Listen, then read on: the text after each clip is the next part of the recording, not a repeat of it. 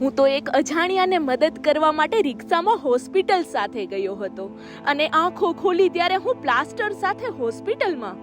છેલ્લા 2 વર્ષથી પગમાં સળિયા ને પાટા સાથે કોઈ પરિવાર કે ઘર વગર રહેતા ગોવિંદભાઈ એક જ જગ્યાએ બેસી પસાર થતી દુનિયાને જોયા કરતા.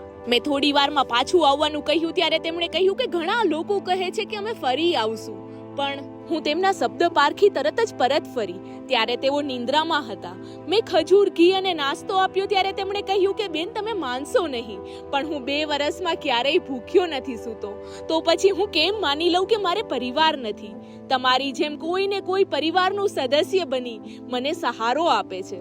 મેં તેમના હાથમાં થોડા પૈસા મૂક્યા ત્યારે તેમણે કહ્યું કે મારી પાસે આજે ચા પીવાના પણ પૈસા ના હતા.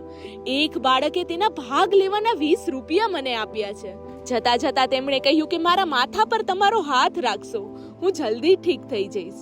એકબીજાના માથા પર હાથ રાખતા લાગ્યું કે વિખરાઈ ગયેલ આત્માને સાજા કરવા માટે ફક્ત સૌમ્ય સ્પર્શની જરૂર હોય છે.